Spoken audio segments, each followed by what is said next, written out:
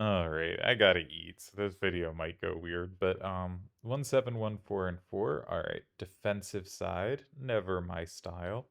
And you can see it's not fully covered. And it's not an aggressive side because it doesn't have 1712 covered. Now you might say you don't need to have 1712 covered because 1712 doesn't flip 4. To which I would say, okay, but whoever goes second of 1 or 7 is taking 4 anyway. The one who plays in those squares first doesn't really matter, right? I guess there's a slim chance that exactly 2, 3, 1, 6, and 1 or 1, 3, 7, 2, and 7 fails to take. But basically, whoever plays in 1 or 7's second is going to take 4.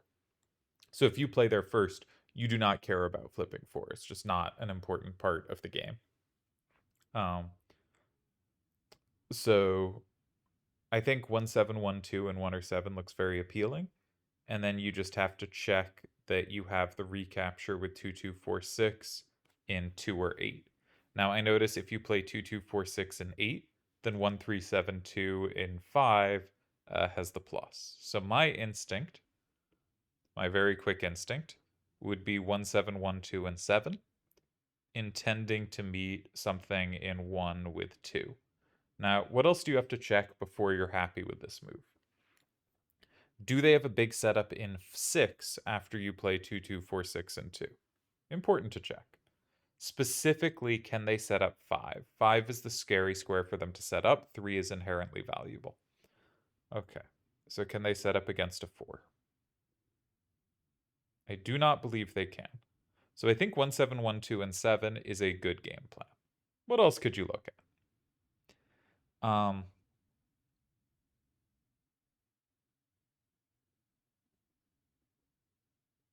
Because it's not just finding a move that's good, right? It's finding a move that beats contemporaries.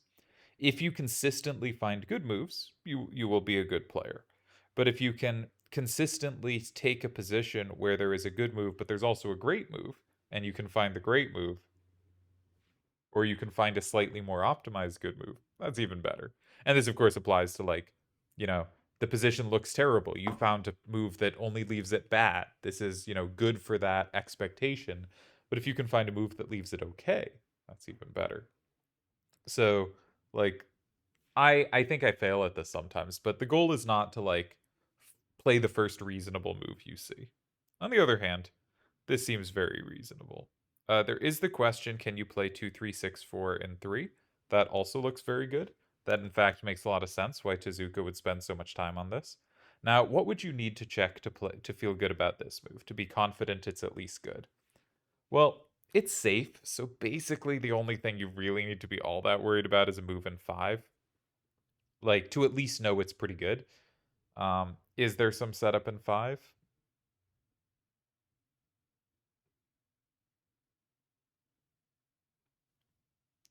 I don't think so.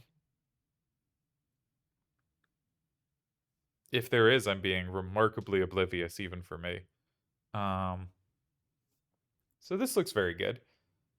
I would note Villalva has had, in the last game, it was really interesting too, the last couple of games. Villalva, I think, has defended really well, but he's had really bad randoms in this match, which I've quite enjoyed because I like seeing complex defenses, and I think he's done a really good job of that. But these have been very difficult randoms, and this looks like another one. So if you don't have 5 here, where do you look first? I would probably look to 7. Now, sadly, the card in 3 doesn't even set you up to cover 1, but the only thing that can go in 1 that's safe doesn't flip 4. So the reason I wanted to play in 1 or 7 immediately as Tezuka was because that card, if it goes first in 1 or 7, I don't care if it flips, but if it goes second in 1 or 7, it's not as amazing a card because it doesn't flip it. So I was hoping to set it up so it would go first and get its upside, but not its downside. So my first instinct for Villalva is 7, but I mean 7 looks kind of terrible. um, so like if you go 7, if they go safely in 1, then you can probably play something 2. Okay, he goes for 5. This sets up 6, but not 2.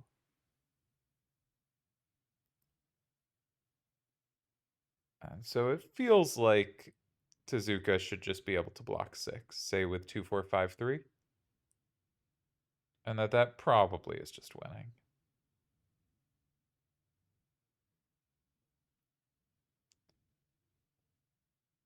You have really good side-to-side numbers. You have 2 cards safe on board. You have things you can attack on board. Maybe better is 3-4-4-4, leaving up 2-5-4-3 to potentially have the same in 2. That could be really relevant. But I'm not even sure it is. Because the only way you kind of need to flip 2 back is if Villalva has played an 8, and I'm not sure there's actually any lines where 8 gets played. Um,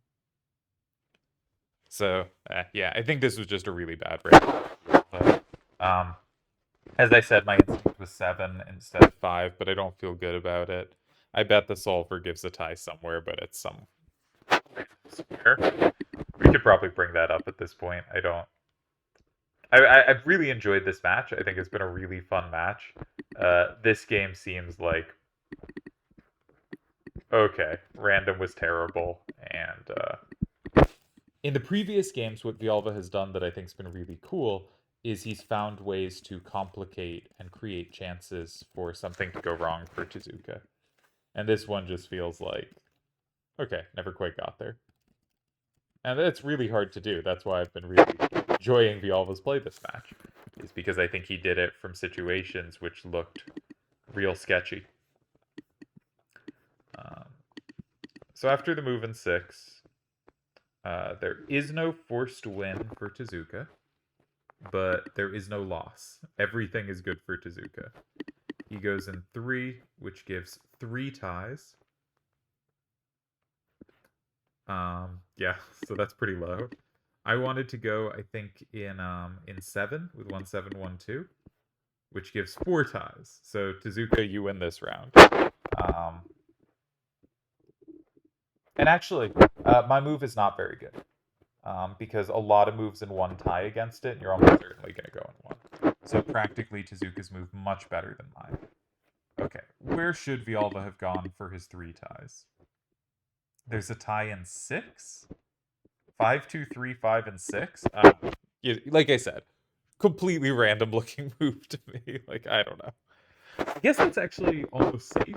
So, okay, that is worth considering, but I didn't get close to it. And then there's going in 7. There are 2 different cards in 7 that tie. So 7 was the right instinct. Like 7 is ugly, but it's all you got. 2, 3, 1, 6, or 4, 4, 2, 5, and 7, which are the moves you'd consider. So 7 was the right instinct, but like it's ugly. And yeah. Here, there was nothing. All right, so a really difficult random for Villalva to try to hold, and Tezuka converts clinically. Let's make sure Tezuka's move in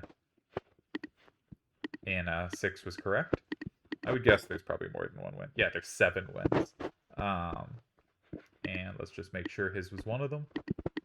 Yep, no resources.